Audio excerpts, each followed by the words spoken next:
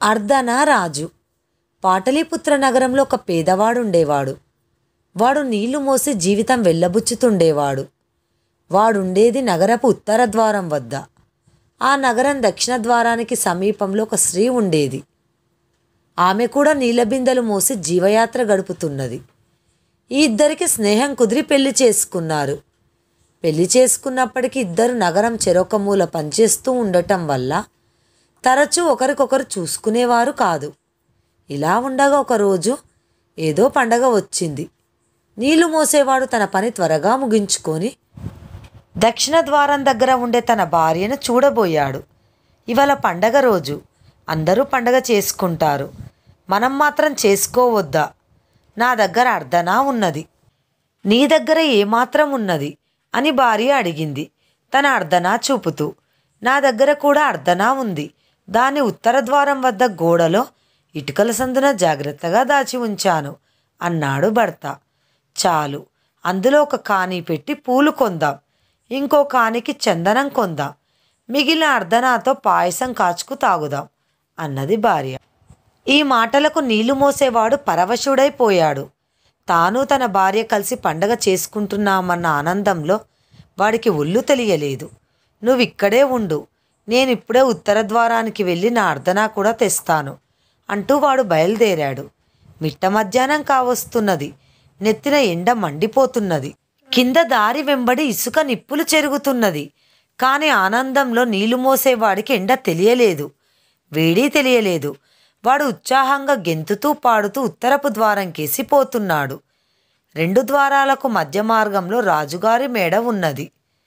రాజు పై అంతస్తులో నిలబడి చూస్తుంటే ఎండను లక్ష్య పెట్టకుండా కాళ్ళు కాలుతున్న సంగతి కూడా తెలియకుండా పాడుతూ పోతున్న నీళ్లు మోసేవాడు కనిపించాడు.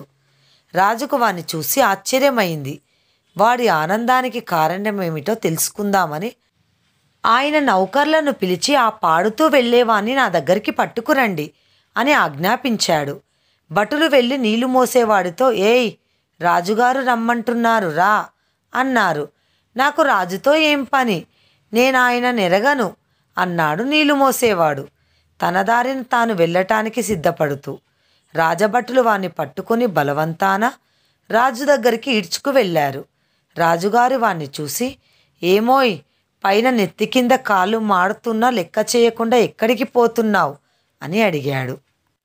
అయ్యా, నా గుండెలో ఇంతకన్నా వేడి అయిన కోరిక ఉండటం వల్ల నాకు ఈ ఎండ వేడి తెలియటం లేదు అన్నాడు నీళ్లు మోసేవాడు. అదెంత గొప్ప కోరికో అనుకుంటూ రాజు, ఏమిటా కోరిక అని అడిగాడు. అయ్యా, ఇవాళ పండగ, నా భార్య దగ్గర అర్ధనా ఉన్నది. నేను ఉత్తర ద్వారం వద్ద గోడల ఇటుకల సందున అర్ధనా దాచుకున్నాను. ఇద్దరి డబ్బులు కలిసి అనావుతే అందులో కానికి పూలు కానికి చందనం కొని మిగిలిన అర్ధనాతో పాయసం వండుకొని ఇద్దరము హాయిగా పండుగ చేసుకుంటాం. అందుకే బయలుదేరాను. నేను నా అర్ధనా తీసుకొని తిరిగి దక్షిణ ద్వారానికి వెళ్ళాలి. అప్పుడు పండుగ చేసుకోవాలి. నా భార్య కాచుకొని ఉన్నది, అందుచేత త్వరగా నన్ను పోనివ్వండి అన్నాడు నీళ్లు మోసేవాడు. ఇది విని రాజు నివ్వెరపోయాడు. ఇంకా వచ్చినంత దూరం వెళ్తే గాని ఉత్తర ద్వారం రాదు, దానికి రెట్టింపు నడిస్తే గాని మళ్ళీ దక్షిణ ద్వారానికి చేరుకోవు. ఎందుకంత శ్రమ? నేను అర్ధనా ఇస్తాను, నీ భార్య వద్దకు తిరిగిపోయి పండగ చేసుకో అన్నాడు రాజు.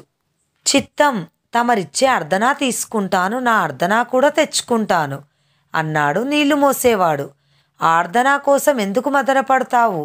కావలిస్తే పావలా ఇస్తాను, తీసుకొని తిరిగిపో అన్నాడు రాజు.